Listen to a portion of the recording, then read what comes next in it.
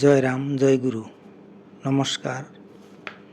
গল্প কথায় রাম ঠাকুর চ্যানেলে সব বন্ধুদের স্বাগতম।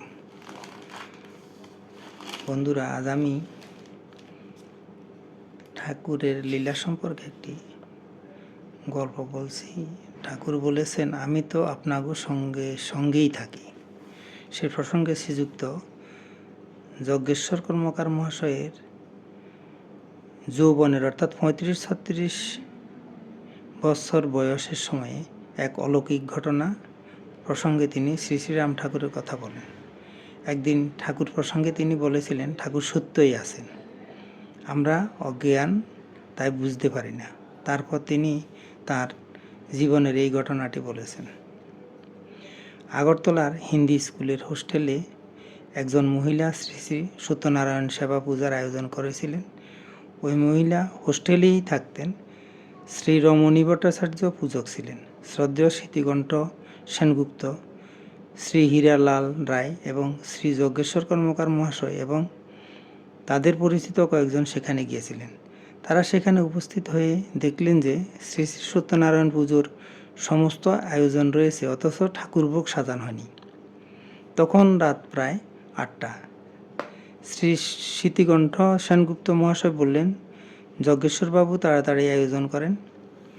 যথাসময়ে শ্রী শ্রী সত্যনারায়ণ পুজোর ভোগ সাজানো হলো এবং পুজো সমাপ্ত হলো।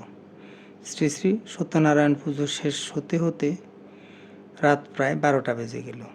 যজ্ঞেশ্বরবাবু সকলকে পুজোর প্রসাদ বিতরণ করলেন। তিনি সকলের শেষে প্রসাদ পেতে বসলেন। তখন সঙ্গীরা বললেন, যজ্ঞেশ্বরবাবু, আপনি তাড়াতাড়ি প্রসাদ পেয়ে আসেন, আমরা রাস্তার দিকে যাই। যজ্ঞেশ্বরবাবু যথাসময়ে তাড়াতাড়ি প্রসাদ গ্রহণ করে যখন রাস্তায় উঠলেন, তখন দেখলেন সঙ্গীগণ সকলে চলে গেছেন। তিনি বর্তমানে বৃদ্ধ, কিন্তু সেই রাতের নিঃসঙ্গতার ব্যর্থতা বর্ণনা করতে গিয়ে তিনি বললেন, দুঃখে ভয়ে সব মিলিয়ে আমার চোখে জল এসেছিল। তিনি তখন খুব জোরে হেঁটে প্রায় দৌড়ে দৌড়ে রাস্তা দিয়ে চলতে আরম্ভ করেছিলেন। এমন সময় যজ্ঞেশ্বরবাবু একটি বুড়ো লোককে দেখতে পেলেন। ওই বৃদ্ধ লোকটি যজ্ঞেশ্বরবাবুর চেয়ে সামনে একটু দূরে হেঁটে চলেছেন আর ঘুরে ঘুরে পেছন ফিরে তাকাচ্ছেন। বৃদ্ধ লোকটির পায়ে লাল কেট জুতো, হাতে লাঠি এবং গায়ে কম্বল জড়ানো। যজ্ঞেশ্বরবাবু ওই বৃদ্ধ ভদ্রলোককে দৌড়ে পার হয়ে চলে যাচ্ছিলেন। বৃদ্ধ লোকটি বললেন, আপনি দৌড়ান কেন? যজ্ঞেশ্বরবাবু বললেন, আমি একা পড়েছি, আমার সঙ্গের সকল লোক চলে গেছেন। বৃদ্ধ লোক বললেন, কোথায় গিয়েছিলেন? যজ্ঞেশ্বরবাবু বললেন, শ্রী শ্রী সত্যনারায়ণ পুজো ছিল, সেখানে গিয়েছিলাম।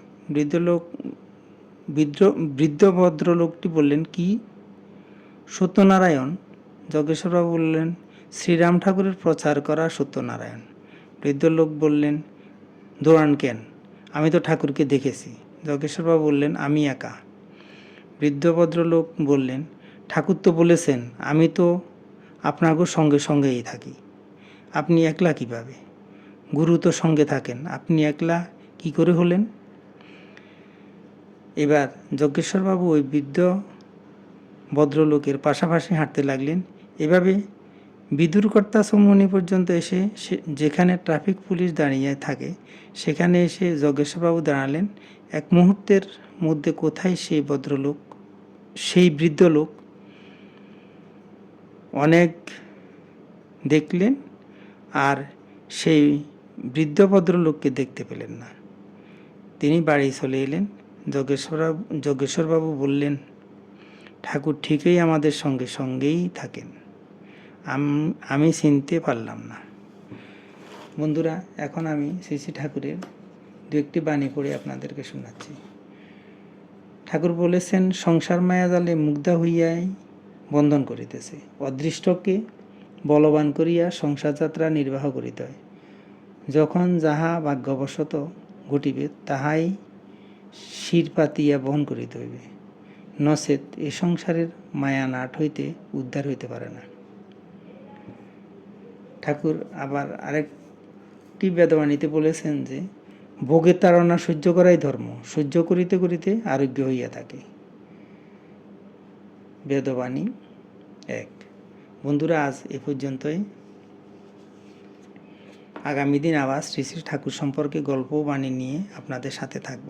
বন্ধুরা, চ্যানেলটি যদি আপনাদের ভালো লেগে থাকে তাহলে সাবস্ক্রাইব করে চ্যানেলটির পাশে থাকবেন। আর নতুন বন্ধু হলে আরও ঠাকুর সম্পর্কে নতুন নতুন গল্প পেতে হলে চ্যানেলটি সাবস্ক্রাইব করে পাশে থাকবেন। বেশি বেশি করে লাইক, শেয়ার, কমেন্ট করবেন। ধন্যবাদ। ভালো থাকবেন। জয় গোবিন্দ। গুরু কৃপাই কেবল।